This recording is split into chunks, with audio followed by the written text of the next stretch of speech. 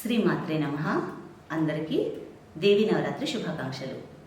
ఈరోజు నవరాత్రి మొదటి రోజు పాడ్యమి రోజున వినాయకుని పూజ చేసుకుందాం.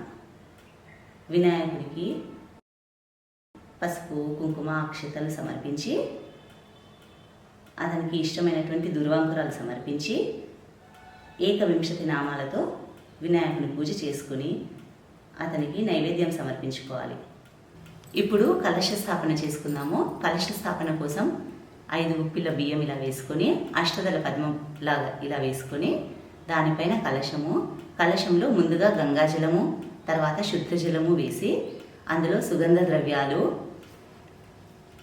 వక్కలు, ఖర్జూరము, కొన్ని నాణేలు, మామిడాకులు ఇలా బొట్టు పెట్టుకొని ఇందులో మామిడాకులను సర్దుకొని ఇప్పుడు టెంకాయకు ఇలా దారం చుట్టి పసుపు కుంకుమతో బొట్టు పెట్టుకొని దానిపైన ఎర్రని వస్త్రము జాకెట్ ముక్క ఉంటే అది పెట్టుకోవచ్చు, లేదా ఇలా చున్నరితో టెంకాయను అలంకరించుకొని పూజ చేసుకోవాలి.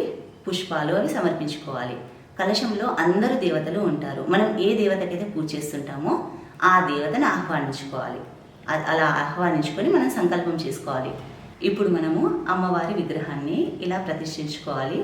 ముందుగా 5 గుప్పిళ్ళు ఇలా బియ్యం వేసుకొని దానిపైన అమ్మవారిని ప్రతిష్ఠించుకోవాలి. అమ్మవారికి అలంకరణ అంటే చాలా ఇష్టం కావున అమ్మవారిని మనం మంచిగా అలంకరించుకోవాలి. అమ్మవారికి పసుపు కుంకుమ అక్షింతలు పుష్పాలతో పూజించి అమ్మవారికి ఇష్టమైనటువంటి అలంకరణ సామాగ్రి గాజులు, పువ్వులు, కాటుక, బొట్టు, గోరింటాకు లాంటి వస్తువులన్నింటినీ అమ్మవారికి సమర్పించాలి. ఖచ్చితంగా 16 వస్తువులు ఉండేలా చూసుకోవాలి. 16 కంటే ఎక్కువగా ఉంటే ఏం కాదు, కానీ ఖచ్చితంగా 16 వస్తువులు ఉండేలా మనం చూసుకోవాలి. అమ్మవారికి నవరాత్రుల్లో అఖండ దీపమైనా వెలిగించుకోవచ్చు, లేదా ఇలా గురిగిలో మనం కొంచెం గోధుమలు, జొన్నలు లేదా ఏదైనా ధాన్యం వేసి అందులో ఉదయం సాయంత్రం ఆవు నెయ్యితో ఇలా దీపారాధన చేసుకోవచ్చు. మనము దేవీ నవరాత్రుల్లో నవధాన్యాలు వేస్తాం కదా, దానికోసం ఇలా ఒక మట్టి పాత్రకు మంచిగా పసుపు రాసుకొని దానికి సున్నం కుంకుమ బొట్టులు పెట్టుకొని దానిలో పుట్టమన్ను వేసుకోవాలి. తర్వాత నవధాన్యాలు ఇలా వేసుకొని కొంచెం నీళ్లు వేసి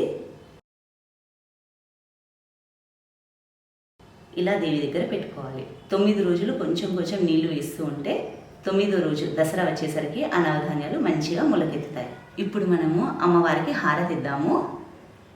అంబ మంగళం జగదాంబ మంగళం మంగళారూపిణీ గౌరి మంగళం అంబ మంగళం జగదాంబ మంగళం.